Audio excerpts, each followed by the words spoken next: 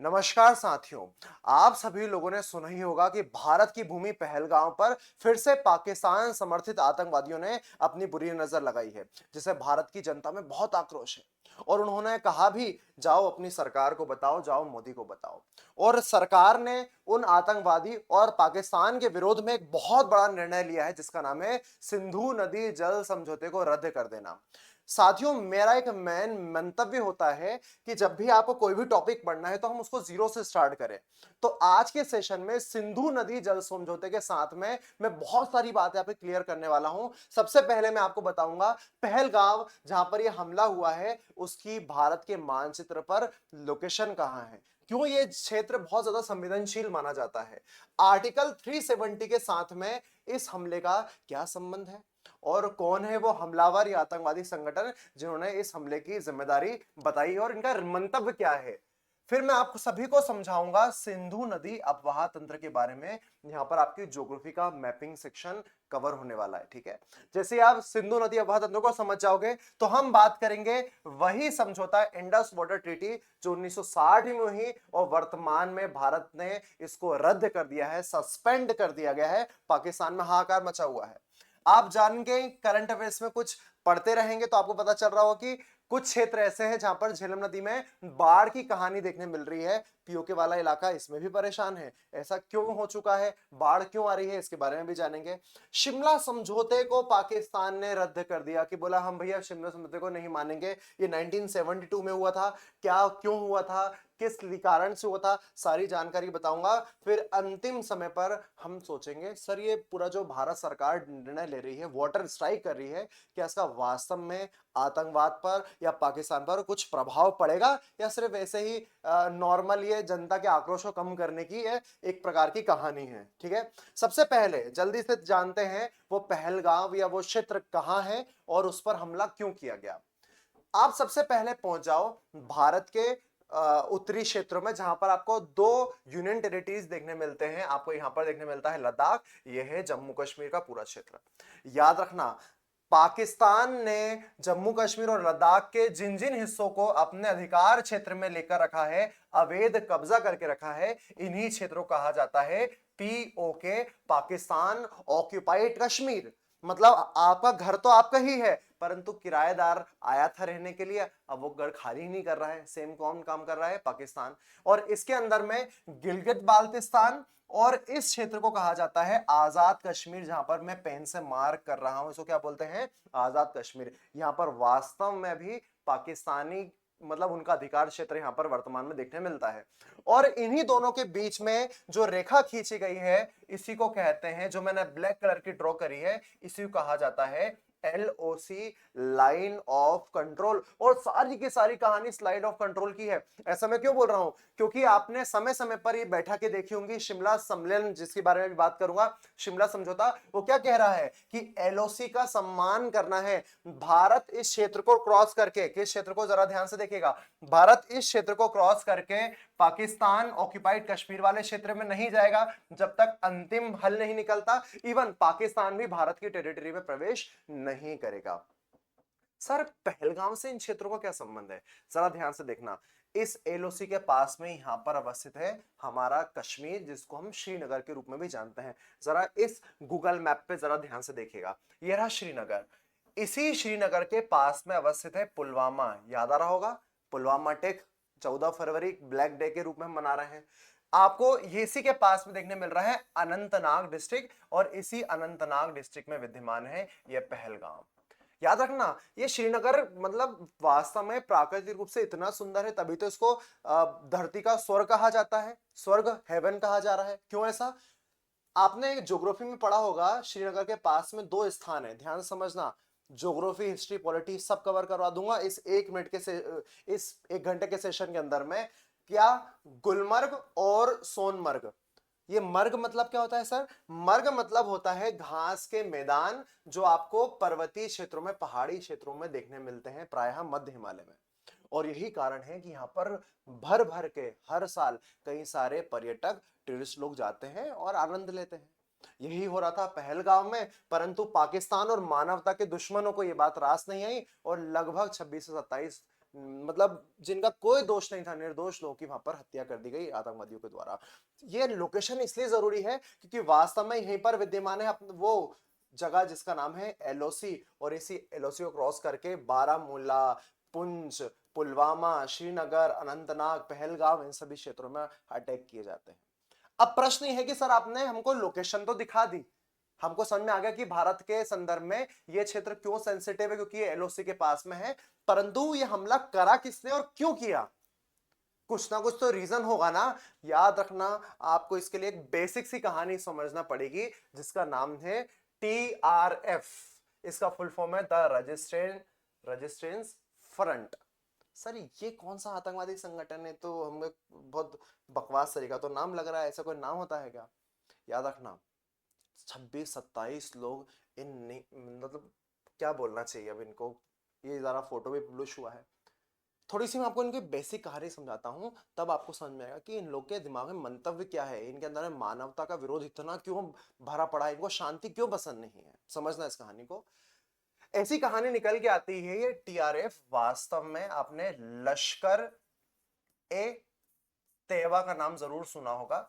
ये एक आतंकवादी संगठन है और लश्कर ए तैयबा का ही एक प्रमुख विंग है TRF, जो वास्तव में 2019 के बाद से बहुत ज्यादा मात्रा में एक्टिव हुआ। पाकिस्तान में तो दुनिया भर के आतंकवादी संगठन की जड़ अगर कहीं पर खोजने जाओगे तो पाकिस्तान में ही मिलेगी, परंतु कहानी ऐसी है कि 1985 के आसपास में हाफिज सईद का नाम आपने सुना होगा। पाकिस्तान के वहां पर बरगलाने भाषण, ब्रेन वॉश करने के लिए सर्वाधिक मात्रा में जिम्मेदार वही मास्टरमाइंड है जिसका नाम क्या है, हाफिज सईद। इस हाफिज सईद ने ही क्या करा था, एक संगठन बनाया था 1985 में, जमात उल दावा करके। फिर उसमें कई सारे और आतंकवादी जुड़े और वो परिवर्तन होता गया, फिर वो बाद में लश्कर ए तैयबा के रूप में संगठित हुआ। परंतु भारत ने इस लश्कर ए तैयबा को बैन कर दिया और यही कारण था कि इस लश्कर ए तैयबा ने अपनी नया विंग निकाला TRF नाम से 2019 के बाद। क्यों? क्योंकि भारत में आर्टिकल 370 को डेमोलिश कर दिया गया, हटा दिया गया। सर ये आर्टिकल 370 के हट जाने से इन आतंकवादी लोगों के पेट पे इतना दर्द क्यों है?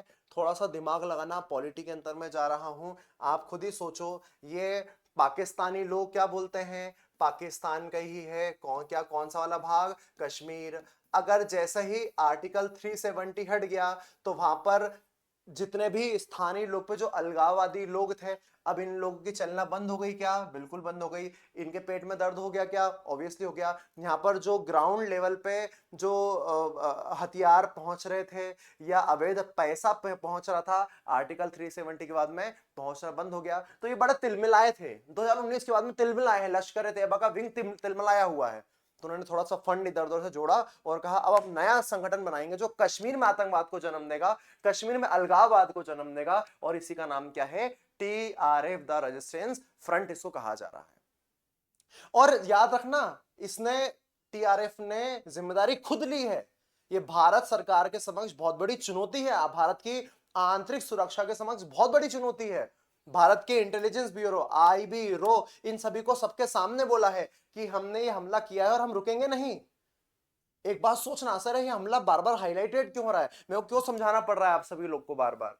अभी तक जितने भी हमले हुए थे, भले वो पुलवामा का हमला हुआ हो, वो भारत के जवान, वो सेनाओं के ऊपर हो रहा था, सेना के जवान पे हो रहा था। चल भी रहा है, चलो सेना आमने सामने होकर लड़ाई कर रही है, समझ में भी आता है, परंतु इस बार इन संगठनों ने, इन क्या बोलना चाहिए, मानवता के दुश्मनों ने पर्यटन यात्रियों पर हमला किया। ये निर्दोष लोगों पर हमला किया जिनका कोई संबंध ही नहीं था। ऐसा क्यों किया? ये TRF खुद बोल रहा है। इसने ये कहा कि भैया आर्टिकल 370 हटने के बाद में सरकार से दुश्मनी है। ये तभी बोल रहे हैं ना, जाओ अपने मोदी को बोलो, जाओ अपनी सरकार को बोलो। ऐसा क्यों बोल रहे हैं? ध्यान समझना, इस लॉजिक को समझ पाना। आर्टिकल 370 हटने के बाद में जो उसका विशेष दर्जा था कश्मीरी क्षेत्र का, वो नहीं है।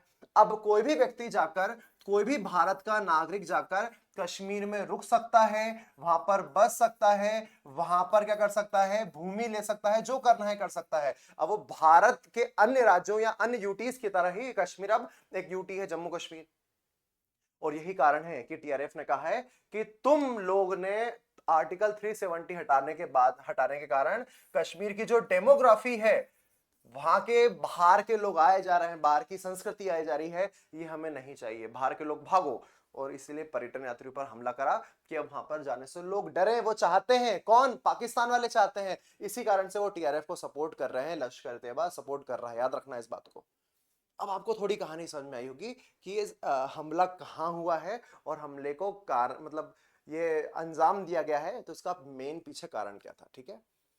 अब इसके प्रत्युत्तर में सरकार ने क्या बोला, हम सिंधु नदी जल समझौते को रद्द कर देते हैं, खत्म कर देते हैं।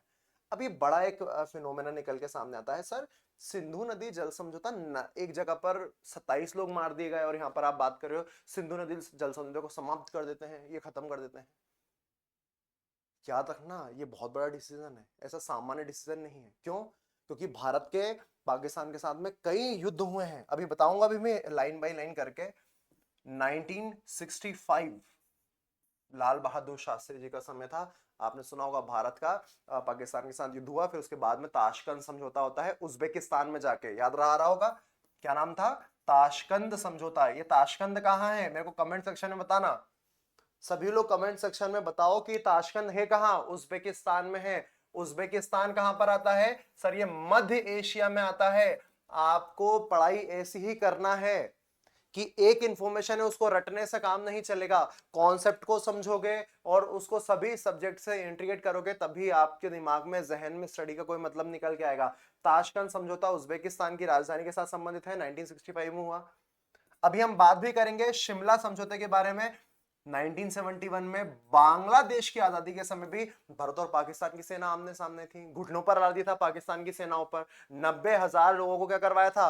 बंदी बना लिया था कि भैया तुम सरेंडर कर दो। भारत की सेना थी ये इस समय भी।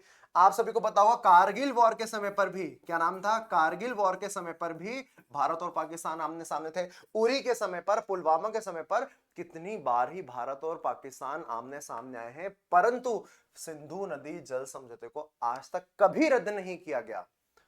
परंतु इस बार क्योंकि वो निर्दोष पर्यटकों पर हमला हुआ है, इस बार जो थॉट है वो रुकने वाला नहीं है। वो खुद बोल रहे हैं हम बार बार हमला करेंगे, मतलब अब जड़ से ही पूरे आतंकवाद को काटना पड़ेगा। अब उन आतंकवादियों को श्रेय देने वाले पाकिस्तान को वास्तविक एक दीर्घकालिक प्रभाव उनके पास पहुंचना चाहिए, ताकि उनकी इकोनॉमी गिरे, उनकी डेमोग्राफी खराब हो, वहां पर विद्रोह हो, ये सारे हर तरह से मल्टी डायमेंशन उनको चोट पहुंचाने के लिए ये एक वाटर स्ट्राइक की गई है भारत की सरकार के द्वारा। मैं बताऊंगा इसकी कहानी के बारे में। अब पहले हम ये तो जाने, सर हम लोग पाकिस्तान बर्बाद होगा, पाकिस्तान बर्बाद होगा, कर यार पाकिस्तान बर्बाद होगा। तुमको यही नहीं पता कि सिंधु नदी जल समझौता कब बनाया गया था, इसमें प्रावधान क्या है। प्रावधान समझोगे तभी तो समझ में आएगा कि नुकसान कितना होगा, फायदा कितना होगा। या भारत सरकार बस बोल ही रही है कि वास्तव में कुछ कर भी सकती है, वास्तव में ऐसा कुछ हो भी सकता है, अभी हमको पता ही नहीं है, हमने पढ़ा ही नहीं है। तो सेशन में पढ़ो, 1 घंटे के सेशन में, 1.5 घंटे के सेशन में सारी चीज कवर करवा दूंगा। क्या कहानी है भैया, कब हुआ था? तो थोड़ा सा बेसिक समझते हैं, फिर सिंधु नदी अफवाह तंत्र के बारे में समझाऊंगा। अब आप खुद सोचो, भारत और पाकिस्तान 1947 में आजाद हुए, और भारत और पाकिस्तान ये दोनों क्षेत्र आपको जब देखने मिलेंगे, ये दोनों आपस में पहले मिले ही जुड़े ही देश थे, ब्रिटिश भारत के अंदर में आ रहे थे। परंतु जैसे ही इन दोनों क्षेत्रों का बंटवारा हुआ तो नदियों का बंटवारा भी होना चाहिए, और यही कारण था कि सिंधु नदी जल समझौता 1960s में 1960 में वर्ल्ड बैंक की मध्यस्थता में, मतलब विश्व बैंक की मध्यस्थता में किया जा रहा है। उस समय पर तत्कालीन प्रधानमंत्री जवाहरलाल नेहरू और पाकिस्तान की तरफ से ये जनरल अयूब खान मतलब इसमें शामिल थे, ठीक है। इसके अंदर में क्या प्रावधान है, क्यों है, बताऊंगा। परंतु ज्योग्राफी के दृष्टिकोण से वो नदियां, सिंधु और उसकी सहायक नदियां बहुत इंपॉर्टेंट हो जाती हैं। अगर हम उनको समझ लें, सिंधु नदी का बहाव कहाँ है, वो 6 नदियों का बहाव कहाँ है, पंचनद क्या होता है, तो आपको ये टॉपिक बहुत गहराई से समझ में आना चालू हो जाएगा। इसलिए मैं थोड़ा सा डेप्थ में जा रहा हूं, ज्योग्राफी के अंदर में जा रहा हूं कि सिंधु और उसकी सहायक नदियां कौन कौन सी है, और उनके बारे में जो जो बेसिक जानकारी होगी, 3-3 4-4 फैक्ट बताऊंगा।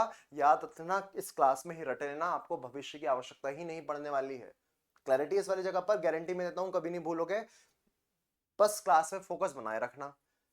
पहली कहानी, पहली अगर अपन पहली फर्स्ट रिवर के बारे में बात करें तो हम बात करेंगे इंडस रिवर के बारे में, जिसको अपन सिंधु के रूप में भी जानते हैं। ठीक है, इसी के नाम के आधार पर इंडिया का नाम इंडिया और सिंधु से हिंदू शब्द आया, मतलब हिंदुस्तान शब्द आया। ठीक है, भारत की प्राचीनतम सभ्यता इसी नदी के किनारे पर रची बसी थी। इसकी उत्पत्ति भारत में नहीं, भारत से बाहर से होती है। सिंधु नदी की उत्पत्ति भारत से बाहर मतलब कहां, आप जाओगे चीन में। चीन में तिब्बत वाला क्षेत्र आपको देखने मिल रहा होगा, ये तिब्बत वाली जगह है। और तिब्बत के इधर यहां पर एक पर्वत आपको देखने मिलेगा जिसे हम जानते हैं कैलाश पर्वत के नाम से। कौन सा पर्वत है भैया, कैलाश पर्वत। कैलाश मानसरोवर की बहुत सारे लोग यहीं पर यात्रा करते हैं, यहीं से दर्शन कर लो सभी लोग। कैलाश पर्वत के ही दक्षिण में यहां पर एक झील विद्यमान है जिसका नाम है मानसरोवर। इसलिए मैंने क्या बोला, कैलाश मानसरोवर की यात्रा होती है। इसी कैलाश मानसरोवर, कैलाश पर्वत और मानसरोवर झील के यहां पर एक ग्लेशियर अवस्थित है, बोखरचू ग्लेशियर। इसी ग्लेशियर से सिंधु नदी का उद्गम होता है और सिंधु नदी पश्चिम की ओर गमन करना चालू कर देती है, पूर्व से पश्चिम को ऐसे गमन करना चालू कर देती है। सर ये भारत में, चाइना के बाद में कहां इंटर होती है, भारत में। भारत में कौन सा क्षेत्र है, ये लद्दाख वाला क्षेत्र है। लद्दाख के कौन से क्षेत्र से इंटर करती है, याद रखने जाना, रटते जाना, दमचोक नामक स्थान से भारत में इंटर कर रही है। मैं आ जाऊं तो भैया हमने बोला आ जाओ, दमचोक वाले स्थान से आ जाओ। अब आपके सामने दो तीन प्रश्न आते हैं कि सर ये कौन कौन से पहाड़ियों या पर्वत श्रेणियों के मध्य से होकर गुजरती है। तो याद रखना, इसके उत्तर में भी आपको एक पर्वत श्रेणी देखने मिल जाएगी, इसके दक्षिण में भी आपको एक पर्वत श्रेणी देखने मिल जाएगी। उत्तर में पर्वत श्रेणी का नाम है लद्दाख पर्वत श्रेणी और दक्षिण में भी एक पर्वत श्रेणी का नाम है जिसका नाम है जास्कर पर्वत श्रेणी। और ये दोनों ही वास्तव में ट्रांस हिमालय का हिस्सा है। कौन से हिमालय का हिस्सा है, ट्रांस हिमालय का हिस्सा है। काराकोरम, लद्दाख और जास्कर ट्रांस हिमालय के हिस्से में आते हैं।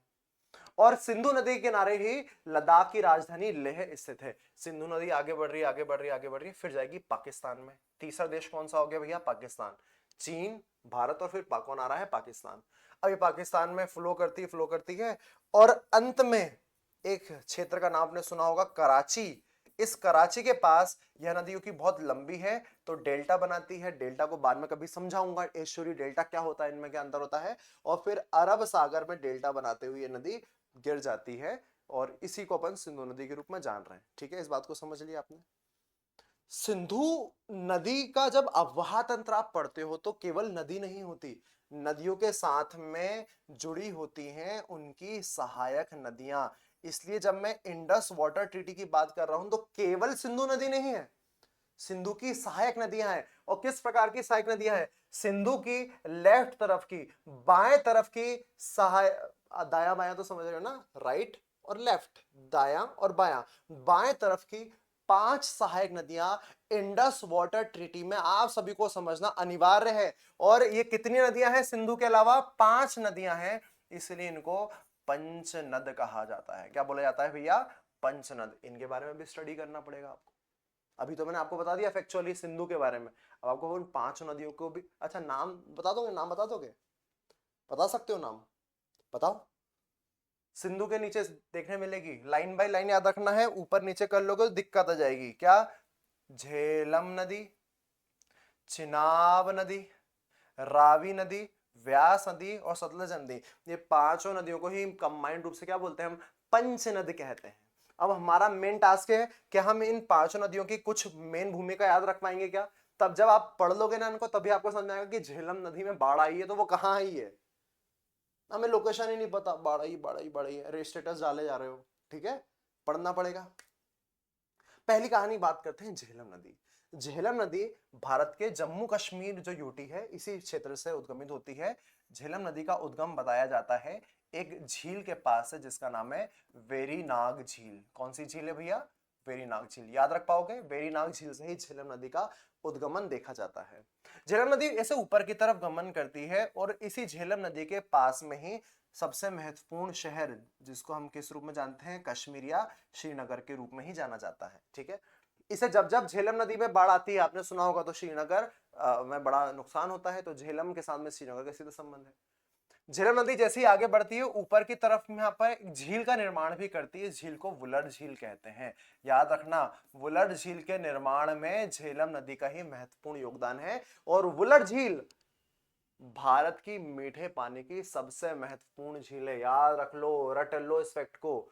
भारत की मीठे पानी की फ्रेश वाटर लेक के अंदर में सबसे महत्वपूर्ण वुलर का नाम निकल के आता है। याद रख पाओगे? आगे हम बढ़ते हैं, झेलम नदी फिर गमन करती है आगे की तरफ, और भारत, ये रहा पाकिस्तान इधर, और ये रहा भारत। भारत और पाकिस्तान के मध्य सीमा बनाती है और आगे की तरफ बढ़ती है सीधे। झेलम नदी सिंधु में नहीं मिलेगी। वापस रिपीट कर रहा हूं, याद रखना, झेलम नदी सीधे सिंधु में नहीं मिलती, ये जाकर किस में मिलेगी? एक सहायक नदी में। ये सहायक नदी कौन सी है, जरा इधर ध्यान से देखो। ये सहायक नदी का नाम है चिनाब। क्या नाम है इसका भैया? चिनाब। याद रखना इस बात को भी।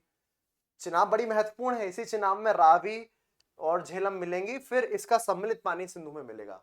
ठीक है, पहले अब झेलम की बात कर लेते हैं। झेलम का उद्गम कहां से हुआ, जल्दी से बताओ। वेरीनाग से। वुलर झील का क्या करा भैया, इसने निर्माण करा। वुलर झील क्या है? मीठे पानी की झील है, जल्दी रिवीजन करो। भारत और पाकिस्तान की सीमा किसने बनाई? झेलम नदी ने। फिर पाकिस्तान में जाकर कहा, झेलम नदी में अपना पानी दे दिया, लो भैया तुमको समर्पित है, अब तुम देखो। ये झेलम नदी की बेसिक कहानी थी। ठीक है, झेलम नदी के बारे में दो तीन बिंदु आपको इधर होकर, यहाँ पर थोड़ा होच-पोच हो गया है, यहाँ पर बताता हूं। झेलम नदी पे दो बातें और ध्यान समझना। झेलम की एक बहुत प्रमुख सहायक नदी है जिसका नाम है किशन गंगा। किशन गंगा को लेकर बड़ा विवाद रहता है। झेलम नदी की सहायक नदी का नाम क्या है? किशन गंगा। याद रखना, ऐसी जानकारी है ना, बहुत एक ही जगह पर नहीं मिलेंगी। किशन गंगा को ही पीओके के अंदर, क्योंकि ये पीओके में जाती है, इसको नीलम के रूप में पाकिस्तान पुकारता है। क्या बोलता है? नीलम। कहता है नीलम नदी है, किशन गंगा नहीं तुम्हारी। भारत किशन गंगा बोलता है क्योंकि पीओके में भारत और पीओके वाले क्षेत्र दोनों की जगह पर गमन करती है। ठीक है, अभी हुआ क्या था थोड़े दिन पहले कि किशन गंगा का वाटर जो है, पानी जो है, भारत ने क्या करा, थोड़ा डाइवर्जन कर लिया, उसका मोड़ दिया, रुख मोड़ दिया पानी को अपने यहां पर पानी की आपूर्ति के लिए। तो पाकिस्तान पहुंच गया कहां पर भैया? पाकिस्तान पहुंच गया कि भारत ने इंडस वाटर ट्रीटी का उल्लंघन करा है, इस पर तो भारत का अधिकार ही नहीं है, भारत वाटर डाइवर्जन कर ही नहीं सकता। इसलिए भी तुम्हें समझना पड़ेगा कि ये ट्रीटी क्या है, ऐसी कौन सी ट्रीटी है जो पाकिस्तान के ही फेवर में झुकी हुई है, बताऊंगा, इसलिए मैं आपको सारी चीज बता रहा हूं। क्लैरिटी है? किशन गंगा। याद रखना, झेलम नदी पर एक परियोजना भी बनाई गई है, उस परियोजना का नाम याद रख लो, तुलबुल परियोजना। कौन सी परियोजना? तुलबुल। चुलबुल पांडे नहीं, हुड़ हुड़ दबंग करने मत लग जाना, हुड़ हुड़ दबंग। तुलबुल परियोजना। ठीक है, तो किशन गंगा इसकी सहायक नदी है, तिलबुल परियोजना इसके ऊपर बनी हुई है, एक तरह की नौवहन परियोजना है, यहाँ पर नावां चलती रहती है। ठीक है, झेलम नदी क्लियर हो गई, कोई दिक्कत? अब अपन आते हैं थर्ड रिवर के बारे में जिसका नाम है चिनाब। ठीक है, अब चिनाब नदी को थोड़ा ध्यान से देखो, क्लैरिटी आना चाहिए लाइन बाय लाइन। चिनाब नदी का उद्गम भारत के ही हिमाचल प्रदेश वाली जगह से होता है, ये मान के चलो, मैं यहां पर लिखता हूं, ये राज्य का नाम है हिमाचल। ठीक है, हिमाचल प्रदेश एक स्टेट। हिमाचल प्रदेश में एक दर्रा है जिसका नाम है बारालाचा दर्रा। कौन सा दर्रा है? बारालाचा दर्रा। दर्रे को इंग्लिश में क्या बोलते हैं भैया? पासेस बोलते हैं। पर्वतों के बीच में जो जगह होती है ना, जहां से आसानी से गमन अमन किया जा सकता है, तो उसी को कहा जाता है दर्रा या पास कहा जाता है। ठीक है, इसी दर्रे के पास से चिनाब नदी निकली। वास्तव में यहाँ पर दो नदियों की धारा है, एक है चंद्र और दूसरी नदी का नाम है भागा। जब ये दोनों आपस में मिल जाती हैं तब इसको अपन क्या बोलते हैं? चंद्र और भागा को मिलने के बाद में ही कहते हैं चिनाब। देखो यहां पर मिल गई। फिर चिनाब नदी हिमाचल से निकलने के बाद में जम्मू कश्मीर में एंटर करती है, जम्मू कश्मीर यूटी में जाती है, याद रखना, और जम्मू कश्मीर से होते हुए पाकिस्तान में जाती है। तो जब ये पाकिस्तान में जाएगी, ध्यान से देखने मिल रहा होगा, देखो यहाँ पर से आके झेलम मिल गई और बाद में इसमें रावी आकर मिलेगी। चिनाब नदी की ये कहानी थी। याद रखना, जैसे कि मैंने तुलबुल परियोजना बताई थी आपको किसके ऊपर में? झेलम नदी पर। वैसे ही चिनाब के ऊपर में भी, इस चिनाब के ऊपर में भी कई सारी परियोजना बनी हुई है, बहुत जरूरी परियोजना बनी हुई है, रट लेना नाम, वापस लिख रहा हूं। चिनाब नदी पर भारत सरकार ने कई सारी परियोजना बनाई है, जैसे कि क्या? पाकल दुलहस्ती परियोजना, पाकल दुलहस्ती। एक और नाम याद रख लो, बगलीहार परियोजना। और एक बड़ा फेमस शब्द रहता है रातले परियोजना, जिसके कारण ये इंडस वाटर ट्रीटी बड़ी चर्चा में रहती है। तो पाकल दुलहस्ती बगलियार रातले परियोजना याद रखना। याद रहा होगा आपको कि भारत की रेलवे का सबसे ऊंचा ब्रिज बनाया गया है वो चिनाब ब्रिज ही है, चिनाब नदी के ऊपर ही बनाया गया है, जम्मू कश्मीर रियासी जिले के आसपास में। ठीक है, तो ये चिनाब नदी की मैंने अब तो कहानी सुना दी, क्लैरिटी है सारी जगह पर। अब वापस आते हैं अपन हम बात करेंगे रावी और व्यास नदी के बारे में। रावी और व्यास नदी हिमाचल प्रदेश में ना एक सेम दर्रे से ओरिजिनेट होती है। ये ध्यान से देखना और बनाते जाना है ना बेबी, सारे लोग कोई गलती वलती नहीं करना है, इतना टेंशन वेंशन नहीं लेना है। ठीक है, कौन सा है ये यहाँ पर दर्रा, दर्रे का नाम याद रख लो, रोहतांग दर्रा। कौन सा दर्रा, रोहतांग पास। इसी रोहतांग पास के पास में से दो नदियां निकलती हैं। एक नदी का नाम हो गया रावी, ये रावी उद्गमित होने के बाद आगे बढ़ेगी आगे बढ़ेगी और भैया पाकिस्तान में कहां पर, चिनाब नदी में मिल जाएगी। रावी नदी के बारे में भी कुछ बिंदु याद रखना। रावी नदी के किनारे पर ही पाकिस्तान का महत्वपूर्ण शहर, आपने सुना होगा लाहौर, रावी नदी के तट पर हमने झंडा फहराया था और 26 जनवरी हम स्वाधीनता दिवस मनाएंगे, उस कहानी आपने इतिहास में सुनी होगी। ठीक है, रावी नदी। आगे देखो व्यास, ये भी व्यास नदी भी रोहतांग दर्रे के पास एक व्यास कुंड है, वहां से निकलती है और ये एकमात्र ऐसी नदी है, ध्यान सुनना, मैं सावधान कर रहा हूं आप सभी लोग को, एक बहुत जरूरी प्रश्न यहां से बन सकता है कि इन सभी 6 नदियों में कौन, मतलब 5 नदियां मान सकते हो, इंडस की जो 5 सहायक नदियां हैं इनमें से एकमात्र व्यास ऐसी नदी है जो केवल और केवल भारत में ही गमन करती है, जिसका गमन पाकिस्तान में होता ही नहीं है। ऐसा क्यों, क्योंकि जरा ध्यान से देखो, ये व्यास नदी हिमाचल प्रदेश से निकली और पाकिस्तान में जा ही नहीं पा रही है। सर ये कहां पर जाकर बैठ गई, कहां पर जाकर गायब हो गई, ये जिस नदी में जाकर मिल जा रही है, इस नदी का नाम है सतलज, जिसके बारे में बताऊंगा। ये पंजाब में एक क्षेत्र है जिस क्षेत्र का नाम है हरिके, बना लो मैप के अंदर में, क्या नाम है इसका, हरिके। इसी हरिके नामक स्थान में पाकिस्तान, पंजाब में जाकर बोलती है भैया मेरा पानी अब तुम्हें समर्पित है, सतलज को समर्पित है पानी, कौन, व्यास नदी बोलती है। और इसी हरिके नामक जगह पर हरिके बैराज बनाया गया है। यहां से भी एक बहुत महत्वपूर्ण फैक्ट तुम्हारा निकल के सामने आता है, याद रखना। क्या फैक्ट है कि इसी जगह से इंदिरा गांधी नहर निकाली गई है। कौन सी नहर, इंदिरा गांधी नहर निकाली गई है, कैनाल निकाली गई है, जो राजस्थान की जीवन रेखा के रूप में जानी जाती है, पश्चिमी राजस्थान, क्योंकि राजस्थान, पानी, अंकल जी पानी पिला दीजिए, गला सूख रहा है हमारा, अंकल जी पानी पिला दीजिए। राजस्थान के पश्चिमी राजस्थान में ऐसा होता है। अभी पाकिस्तान वाले करेंगे, अभी पाकिस्तान वाले करेंगे, रुको तो सही, थोड़े दिन रुको।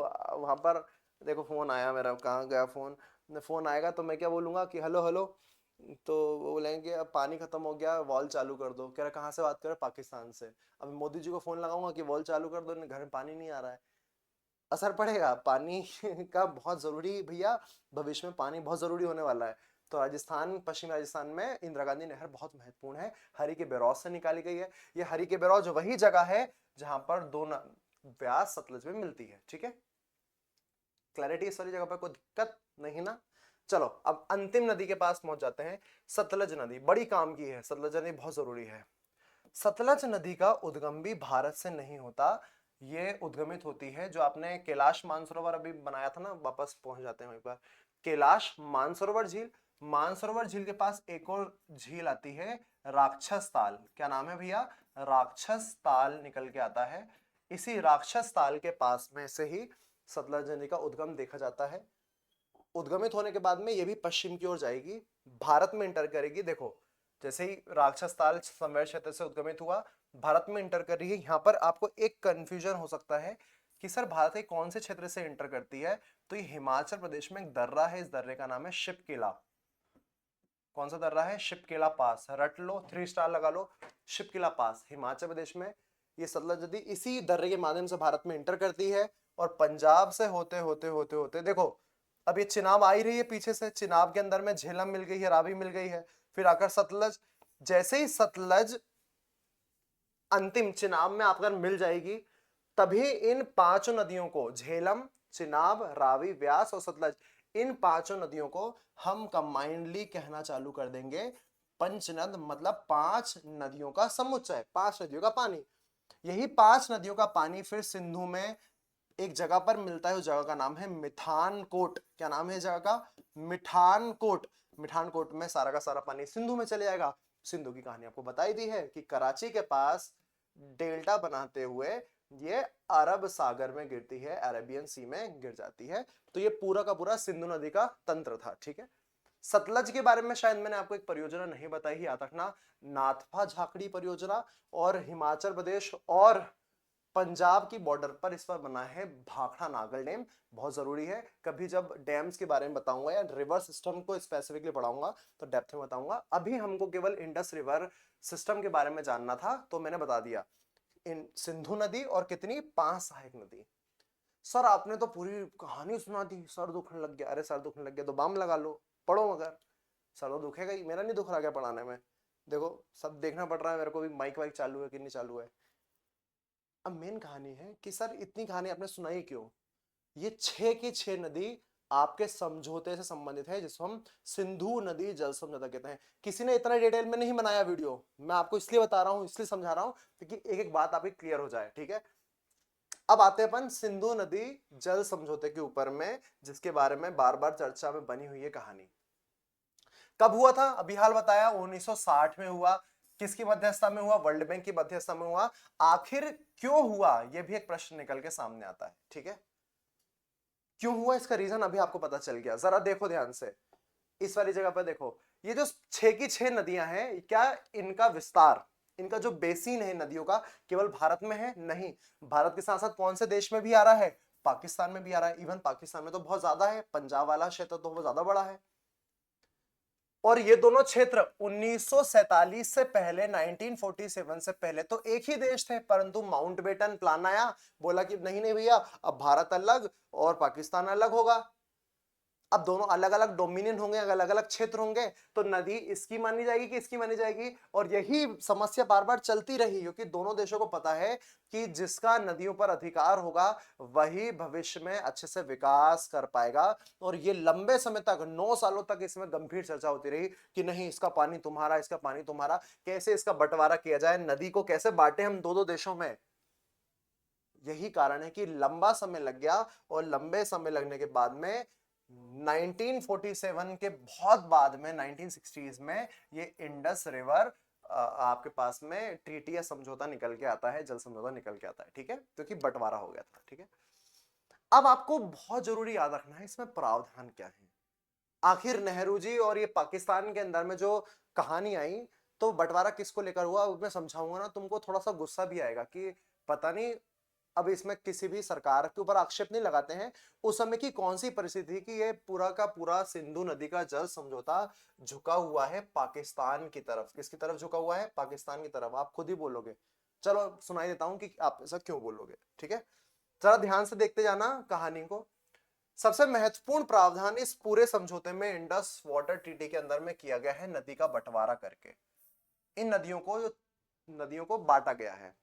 किन नामों से, ऐसा बोला गया है, पश्चिमी नदियां होंगी और पूर्वी नदियां होंगी। दो भाग में बांट दिया, पश्चिमी नदी और पूर्वी नदी। सब पश्चिमी नदी में कौन कौन सी नदियां शामिल की गई हैं, तो पश्चिमी नदियों में नॉर्थ की जो 3 नदियां थी, मेन मेन नदियां, एक है सिंधु इटसेल्फ, इंडस रिवर, फिर क्या, झेलम नदी जिसकी सहायक किशनगंगा थी, और चिनाब नदी। इसको, इन तीनों क्या बोला जाएगा, वेस्टर्न रिवर्स बोला जाएगा, पश्चिमी नदियां इनको पुकारा जाएगा।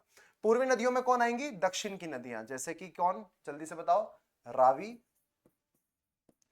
व्यास, और लास्ट में कौन आ रही थी साउथ में, सतलज। जरा बोर्ड पर भी आप देख लोगे तो क्लैरिटी आएंगी।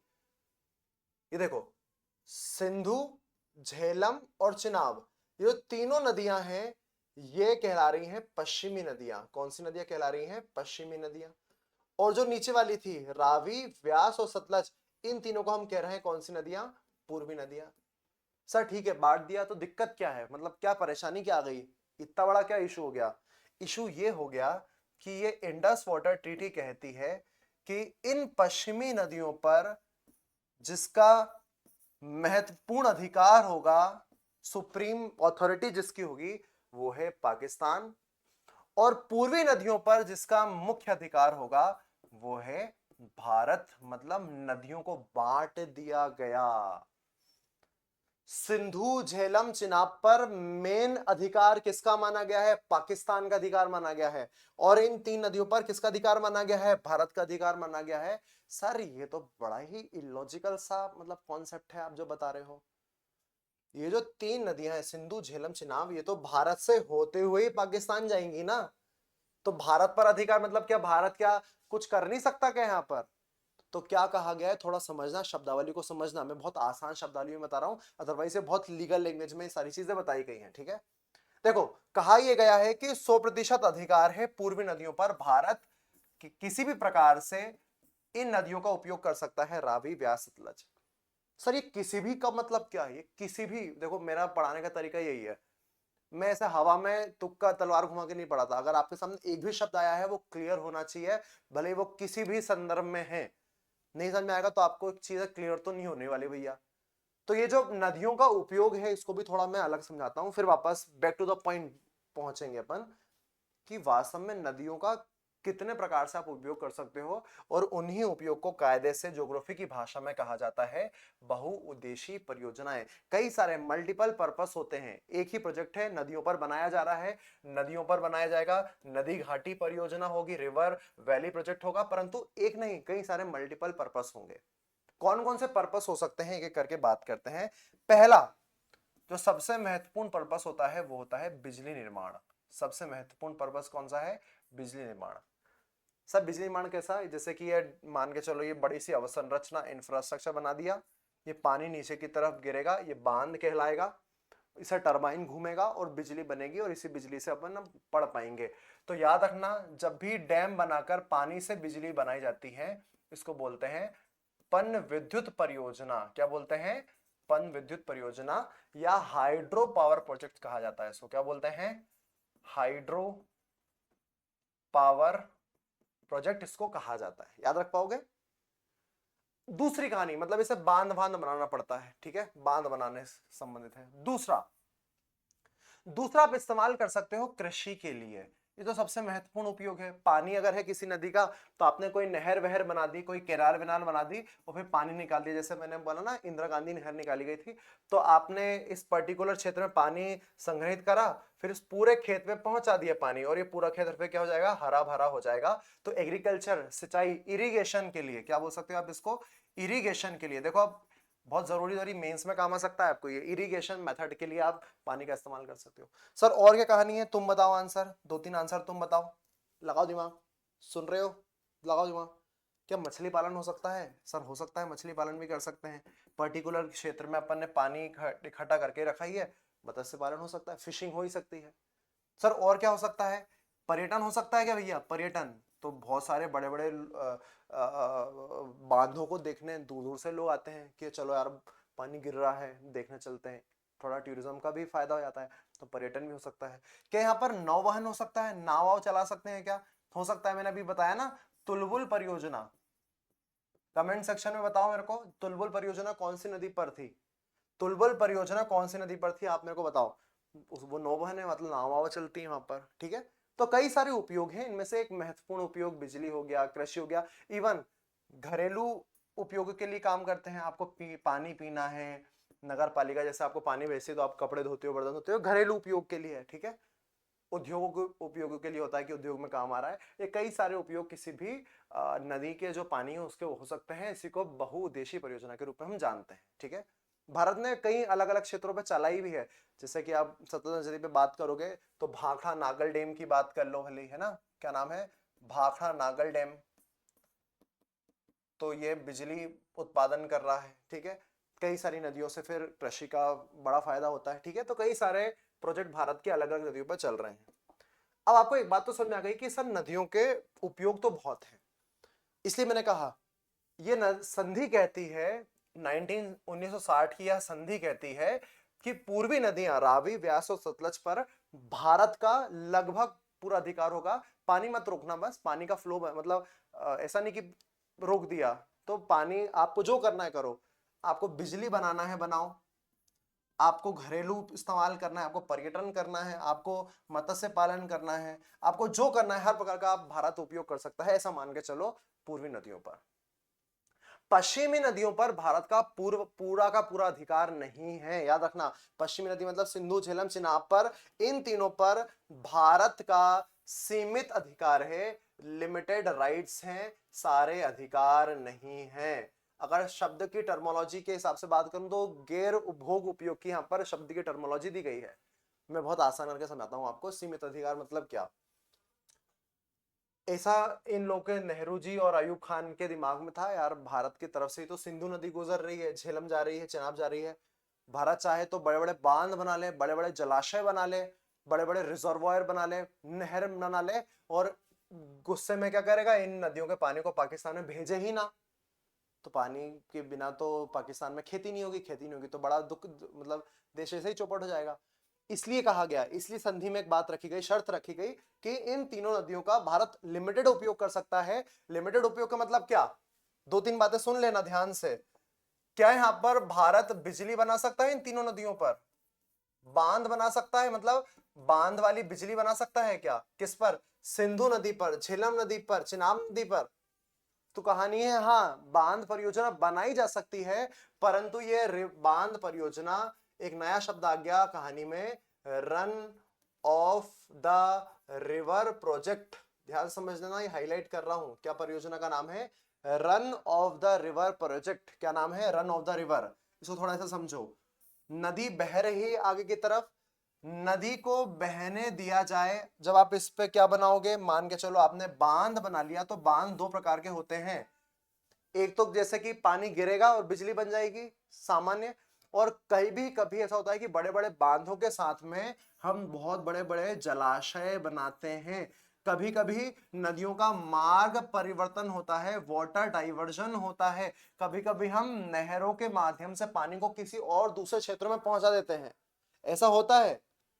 तो कहा गया है कुछ भी परियोजना भारत सरकार चलाए इन नदियों पर, सिंधु झेलम चिनाब पर, परंतु वो run of the river project होना चाहिए। बिजली बनाना हो बनाओ, बांध बनाना हो बनाओ, परंतु बिजली बनने के बाद में पानी रोका नहीं जा सकता, या बिजली बनाने के लिए पानी को रोका नहीं जाएगा। मतलब जलाशय का निर्माण नहीं हो सकता, मार्ग परिवर्तन किसी भी नदी का नहीं हो सकता, नहरों का निर्माण से कहीं और पानी नहीं ले जाया सकता। इसी को कहा जा रहा है लिमिटेड यूज का। हाँ, आपको अगर कृषि करना है तो अंशतः आप कृषि कर सकते हो, कोई दिक्कत नहीं है। जिस जगह से नदी गुजर रही है, जैसे झेलम नदी, तो श्रीनगर बीच में आ रहा है, तो वो अपने श्रीनगर जो होगा घरेलू उपयोग के लिए, जो अपना कश्मीर होगा वो घरेलू उपयोग के लिए पानी का इस्तेमाल कर सकता है। मतलब इस्तेमाल कर सकते हो, आप यूज कर सकते हो, परंतु पानी को नहीं रोका जाएगा, क्योंकि पानी पर मुख्य अधिकार किसका है? पाकिस्तान का है। पाकिस्तान तक वो पानी पहुंचना चाहिए। और इस संधि में एक और बात की गई है कि समय समय पर, क्योंकि ये पर्वतों से होते हुए नदी बह रही है, तो पानी, कभी ग्लेशियर पिघल जाते हैं तो पानी की मात्रा अधिक हो जाती है, कभी कम हो जाती है। तो इंडस वाटर ट्रीटी कहती है कि हर समय पर भारत की एक जिम्मेदारी होगी कि वो पाकिस्तान को वाटर डेटा शेयर करे कि फलाना फलाना पानी तुम्हारे इस 3 महीने के समय पर इतना इतना पानी बहते हुए तुम्हारे देश में आ रहा है। इस रिवर ट्रीटी के अंदर में यही बात बोली गई। अभी तो सब ठीक लग रहा है, चलो सर आपने तीन तीन नदियों को बांट दिया, परंतु अब तुम्हारी आंखें खुलने वाली हैं। अब आप तुम्हारी आंखें खुलेंगी क्या? याद रखना, ये तीन नदियां बहुत बड़ी बड़ी नदियां हैं। अगर सतलज को छोड़ दिया जाए तो रावी और व्यास तो बहुत कम, बहुत माइनर क्षेत्र कंट्रोल कर रही है ना। तो सिंधु तो बहुत बड़ी नदी है, चिनाब बहुत बड़ी नदी है, झेलम बहुत अच्छी महत्वपूर्ण नदी है। और पाकिस्तान का मेन अधिकार इन तीनों पर दे दिया, हमने रख ली छोटी छोटी नदियां। और यही कारण है कि जब थोड़ा सा दिमाग लगाया जाता है तो समझ में हमको इतना आता है कि इस संधि के माध्यम से इस पूरे सिंधु नदी तंत्र का लगभग 80% अधिकार पानी पर किसका पहुंच गया? पाकिस्तान का पहुंच गया। जबकि मात्र महज 20% का मुख्य अधिकार किसका रह गया? भारत का रह गया। अगर आपको थोड़ा सा साइंटिफिक डेटा की बात करना है तो आपके सामने यहाँ पर एक चित्र बना के रखा हुआ है, ध्यान से देखो। इस पूरी ट्रीटी ने 80%, मतलब थोड़ा सा समझना, 135 MAF, MAF का फुल फॉर्म क्या होता है? मिलियन एकड़ फीट पानी किसके अंडर कंट्रोल में कर दिया है? पाकिस्तान में। क्योंकि देखो पूरा का पूरा महत्वपूर्ण नदियां किसको दे दी हैं? पाकिस्तान के कंट्रोल में दे दी है। जबकि बची कुछ जो 20% भाग है, 20 MF मतलब मिलियन एकड़ फीट, ये भारत के पास रह गया। यही कारण था कि बार बार प्रश्न चिन्ह लगाए जाते हैं कि पता नहीं उस समय की सरकार के दिमाग में क्या आया कि उन्होंने इस इंडस वाटर ट्रीटी को समाहित किया। और बार बार वर्तमान के लोग यह कहते भी हैं कि अब बहुत पुराना हो गया समय, वो समय अलग था, अब इस इंडस वाटर ट्रीटी को क्या कर दो, वापस से पुनर्समीक्षा सी की जाए, वापस पुनर्मूल्यांकन किया जाए, नए सिरे से इसको शुरू किया जाए। क्योंकि भारत ने, मैंने कहा ना कि किशनगंगा परियोजना बनाई, थोड़ी सी रातले परियोजना बनाई, और पाकिस्तान पहुंच गया कहां पर, वो मध्यस्थता न्यायालय में, कि भैया हमको तो ये भारत तो ये कर रहा है, ये कर रहा है, ये कर रहा है। तो बार बार रोने चले आता है वो तो ऊपर के पास में आर्बिट्रेशन जो कोर्ट है आपके पास में है। तो भारत बार बार बोल ही रहा था कि हमें इसको पुनर्समीक्षा करना है।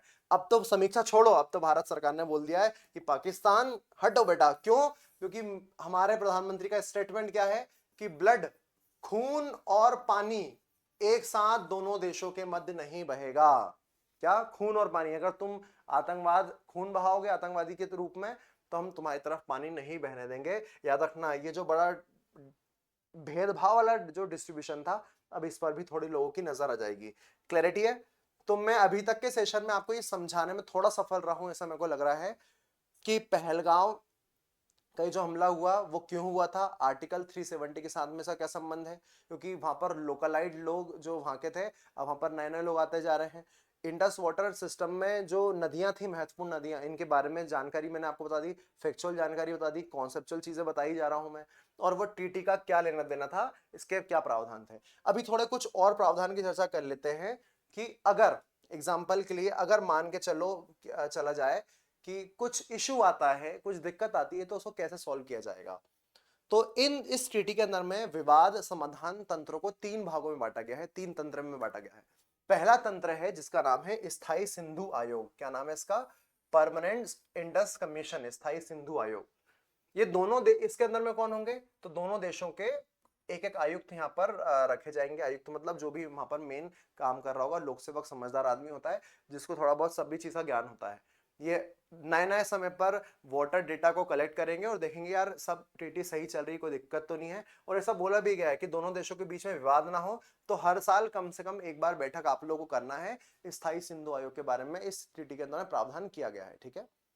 अगर कुछ दिक्कत आती है, अगर कुछ विवाद भी निकल के आता है कि मान के चलो भारत ने कुछ करा या पाकिस्तान ने कुछ करा, तो कोई डिस्प्यूट आता है, तो एक काम करो, पहले आप दोनों देश इस आयोग के माध्यम से ही आपस में बैठकर इसको हल करने का प्रयास करो, इसमें कहा गया है। परंतु परंतु अगर किसी कारणवश अगर हल नहीं निकलता है, तो दूसरी व्यवस्था क्या है? पहली व्यवस्था तो क्या बोली गई है कि भैया आयोग संदर्भ में क्वेश्चन उठा लेना। अगर दूसरा अगर निर्णय नहीं निकलता है, तो आप जाओ आपके मध्यस्थ न्यायालय के पास में, जिसका नाम क्या है, वर्ल्ड बैंक या विश्व बैंक।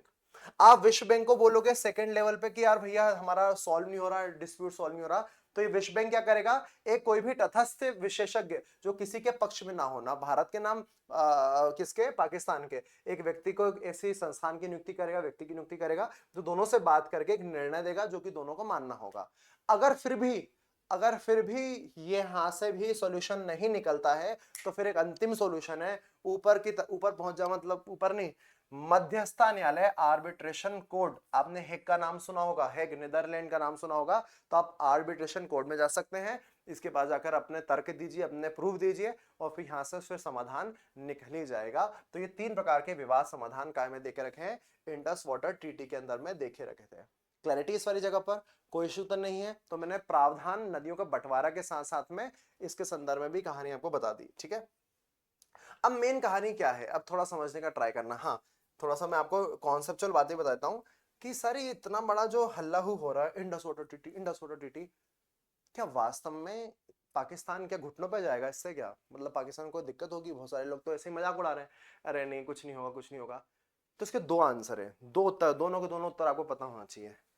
एक पक्ष ये बोलता है, एक पक्ष का मतलब क्या, कुछ लोग ये बोलते हैं कि हाँ यस, पाकिस्तान से पाकिस्तान घुटनों पर आ जाएगा, हमने इंडस वाटर ट्रीटी को रद्द कर दिया, क्योंकि बहुत महत्वपूर्ण डिसीजन है। ऐसा क्यों? उनका लॉजिक क्या है? लॉजिक ये कहता है कि भारत सरकार ने पानी देना बंद कर दिया, तो वहां पर सबसे पहले क्या उत्पादन खत्म हो जाएगा? कृषि का उत्पादन खत्म हो जाएगा। कृषि का उत्पादन खत्म हो जाएगा तो वहां पर कौन सा संकट बढ़ जाएगा? कृषि संकट बढ़ जाएगा। ठीक है? दूसरा, कृषि संकट अगर बढ़ गया मतलब अकाल, भूखमरी जैसी समस्या वहां पर फैलेंगी पाकिस्तान में, तो पाकिस्तानी की इकोनॉमी गिरेगी और वहां पर महंगाई और ज्यादा बढ़ेगी। महंगाई और ज्यादा बढ़ेगी तो वहां की जनता और त्रस्त होगी, और जनता और त्रस्त होगी तो जनता वहां की सरकार के खिलाफ, या वहां की जो भी आर्मी का शासन अगर चल रहा है तो आर्मी या सरकार के खिलाफ क्या करेगी, विद्रोह करेगी। तो इन सरकार और आर्मी के लोगों को झक मार के मतलब मानना ही पड़ेगा कि यार हमें ये हरकतें भारत के विरोध में बंद करना पड़ेंगी। ये जनता दबाव बनाएगी, और जनता को दबाव बनाने के लिए जनता थोड़ा को परेशान, तो कृषि वहां पर पानी को रोके कृषि का मामला ठीक ठीक एक प्रत्युत्तर है। ठीक है, एक ये पोर्शन बताया जाता है। ये प्लानिंग गलत नहीं है, परंतु ये एक तरह की दीर्घकालिक परियोजना है। दीर्घकालिक परियोजना का मतलब है क्या, ऐसा नहीं है भारत के पास में इतनी कैपेसिटी नहीं है कि, ऐसा नहीं है हवा बच्चों वाला काम नहीं है सिंधु नदी के पानी को रोकना। पानी को रोकने के लिए भी अत्यधिक मात्रा में अवसंरचना या इंफ्रास्ट्रक्चर होना चाहिए, और इस इंफ्रास्ट्रक्चर को बनने में ही बहुत सारे लोग कहते हैं कि 5 से 10 साल का समय लगेगा। सिंधु, झेलम और चिनाब, क्योंकि जलाशयों की इतनी कैपेसिटी थोड़ी ना होती है जितने वर्तमान में जलाशय भारत के पास में, उसके पास में इतना पानी को धारण करने की क्षमता नहीं है कि पाकिस्तान के पास पानी ना बचे, तो पानी पानी चलने लगे। उसके लिए आपको अवसंरचना बनाना पड़ेगी, आपको पैसा लगाना पड़ेगा, ऐसा बताया जा रहा है। मतलब ये एक तात्कालिक परियोजना नहीं, दीर्घकालिक परियोजना है। इससे वर्तमान में इंस्टेंट प्रभाव नहीं देखने मिलेगा, ये थोड़ा लंबे समय के बाद जाकर वहां की अर्थव्यवस्था पर प्रभाव डालेगी, ऐसा कुछ लोग मान रहे हैं। और कुछ लोग बोलते हैं कि नहीं, ये तो सब क्या कर दिया, थोड़ा सा मार्ग चेंज कर दिया है, उन्होंने 27 लोग मारे हैं तो आप जाकर उन आतंकवादियों की जड़ों को काटो, टीआरएफ को हटा दो, आप ऐसा कुछ काम करो, आप इंडस वाटर ट्रीटी से ही वो कर रहे हो। तो यहाँ पर हमारी समझ ये बोलती है, हमारे दिमाग ये लगाना है कि पाकिस्तान को मल्टी डायमेंशनली घेरा जाए, अलग अलग तरह से स्ट्राइक, जैसे कि वाटर, अभी आपने सुना भी होगा कि भारत ने अभी पानी रोकने की बात कर रहे थे, भारत ने पानी थोड़ा छोड़ दिया, तो झेलम नदी के अंदर में आपको फ्लड की कहानी देखने मिल रही है। फ्लड की कहानी, बाढ़ आ गई, कहां पर आ गई इसको भी थोड़ा दिखाता हूं, थोड़ा सा काम आ जाएगा तुमको। लोकेशन में फिर बोल रहा हूं कि जब भी तुम पढ़ो तो मैपिंग को बहुत कोर बना के चलना। अगर तुम्हें मैप पढ़ रहा है तो बड़ा इंटरेस्ट भी लग रहा है, मेरे को पढ़ाने में इंटरेस्ट आ रहा है, तुम्हें पढ़ने में इंटरेस्ट आ रहा होगा। देखो ये जो पीओके वाली जगह है ना, तो पीओके वाली जगह में एक जगह यहाँ पर विद्यमान है, इसका नाम है मुजफ्फराबाद। ठीक है, और इस मुजफ्फर है, देखो इंडस रिवर यहाँ से उद्गमित होती है, सिंधु वो अपनी झेलम नदी, अपनी इंडस नहीं झेलम नदी, तो झेलम नदी को आप जब देखोगे तो वो वेरीनाग से उद्गमित हुई, पीओके वाली जगह से भारत पाकिस्तान की सीमा बनाते हुए फिर पाकिस्तान में चले जाती है। इसी मुजफ्फर वाली जगह पर ही झेलम नदी पे क्या देखने मिल रही है, बाढ़ देखने मिल रही है, क्योंकि पानी को एकदम से कहीं थोड़ा बहुत जलाशय में भरा भी होगा तो छोड़ा, और छोड़ने के बाद में फिर हम पर क्या गई, तो वाटर डिप्लोमेसी है। ये भारत सरकार ने क्लियर कर दिया है, भारत के सरकार ने क्लियर कर दिया है कि हम वाटर को एज ए वेपन यूज करेंगे। क्या करेंगे भैया, एज अ हथियार यूज करेंगे। इसे वाटर डिप्लोमेसी भी कहा जाता है, इसे एक जल कूटनीति भी कहा जा सकता है, क्योंकि कैसे न कैसे तो शिकंजा कसना पड़ेगा काय पे, पाकिस्तान के ऊपर में। ठीक है, तो भले पानी को रोक के हो या पानी को छोड़ कर हो, बाढ़ हो या सूखा हो, किसी प्रकार से पाकिस्तान को परेशान करो। परेशान करने के बाद वहां की जनता थोड़ी परेशान होने के बाद में सरकार पर दबाव बनाएगी, तो फिर ऐसे लोग तो सुधरने नहीं वाले, ये बातों से तो नहीं सुधर सकते। ये कहानी आपको देखने मिली। ठीक है, मजे की बात यह है कि इतना मतलब ऐसा देश है पाकिस्तान, अब क्या ही बोले इसको, कि इतना होने के बाद में भी समझ में नहीं आ रही इसको। ये बरगला ने उल्टे भाषण दे रहा है, इसने क्या बोला कि हमने तो कुछ गलती नहीं करी थी, परंतु भारत ने हमारे साथ ऐसा करा, तो हम अब क्या करेंगे, अब हम जाके क्या कर देंगे, हम शिमला समझौता जो है, कौन समझौता, शिमला समझौते को रद्द कर देंगे। अब ये मतलब बच्चे हैं, यूं यूं करके कर रहे हैं, एक लपाड़ा पड़ देगा तो टेंटा करके रोते रहते हैं, वैसे ही है पाकिस्तान। शिमला समझौते को रद्द कर देंगे। अब क्या है, थोड़ा सा चर्चा में आ गया, सुनो ध्यान से, अब इसको भी कहानी के हिसाब से समझाता हूँ।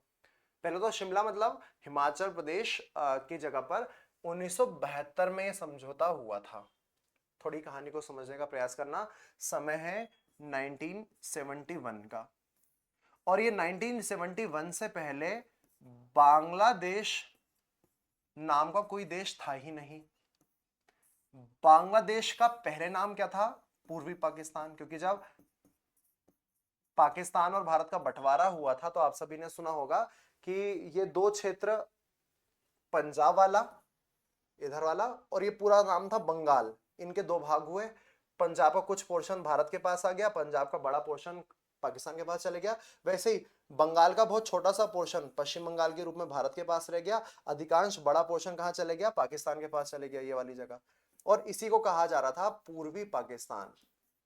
तो पाकिस्तान जब 1947 में आजाद हुआ था वो दो पार्ट्स में था, एक पश्चिमी पाकिस्तान और एक पूर्वी पाकिस्तान।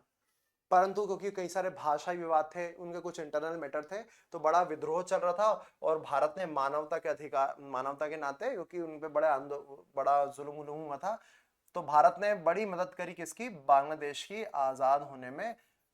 और आपने ऑपरेशन मुक्ति वाहिनी का नाम सुना होगा। इंदिरा गांधी जी उस समय पर क्या थी, प्रधानमंत्री थी, इनमें नेतृत्व करा। उन्होंने बोला कि हाँ हमें निर्णय लेना है, हम सहायता करेंगे। और 1971 में पाकिस्तान को हार मिली और नया एक देश पैदा हो गया कि बधाई हो, बांग्लादेश हुआ है 1971 में।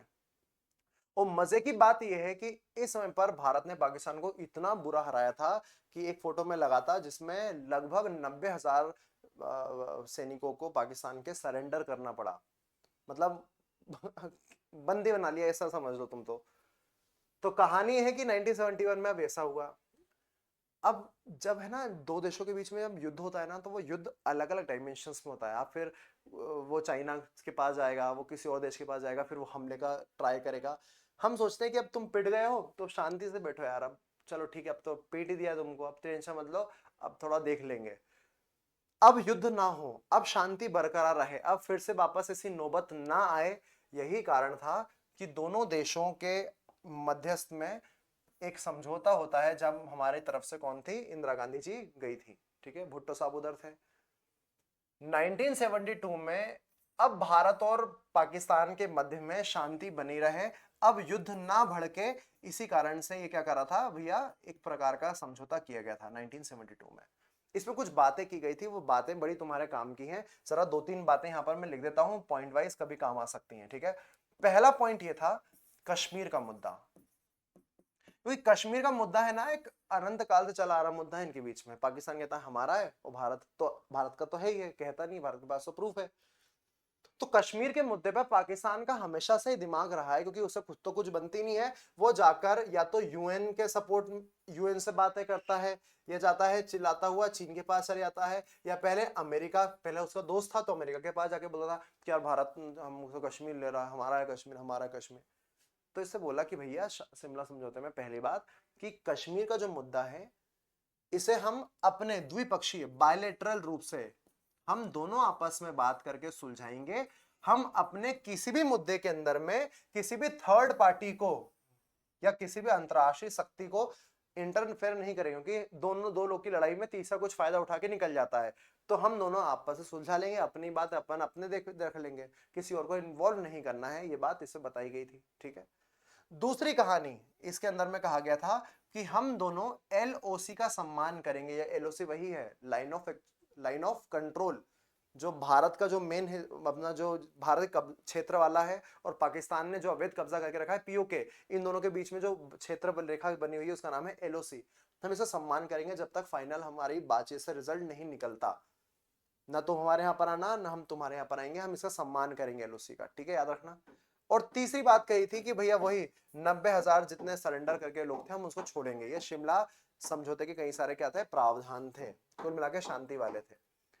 अब पाकिस्तान ने क्या बोला है, अब इंडिया ने हमको पानी देना बंद कर दिया तो हम भी बदला लेंगे, अब हम शांति का रास्ता नहीं अपनाएंगे, हम भी उनको वो करेंगे, हम भी बदला लेंगे। क्या, हमने समझौते को रद्द कर दिया। अरे हो क्या जाएगा उससे, है क्या ऐसा कुछ बड़ा, तो रमखा समझौता नहीं है कि ये बहुत भारत को बहुत बड़ा नुकसान प्रभावित कर देगा।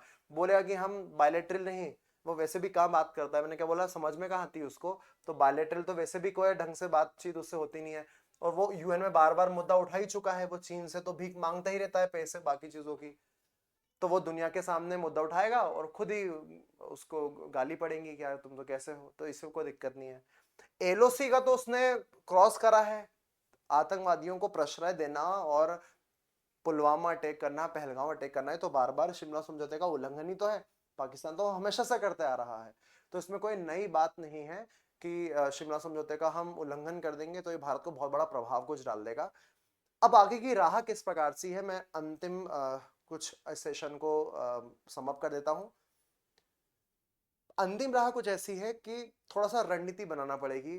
डिप्लोमेटिकली, मंत्री के स्तर पर, या फिर बात करो सैन्य स्तर पर, या बात करो आर्थिक स्तर पर, या इंटरनेशनल इस क्षेत्र पर जाकर इन आतंकवादी संगठनों को बैन करना, इनकी फंडिंग को बैन करना, ये सारी कूटनीति ही है जो भारत में शांति को बढ़ावा दे सकती है, आतंकवाद को थोड़ा कम कर सकती है। ठीक है, बाकी तो चीजें हम समझते ही जाएंगे।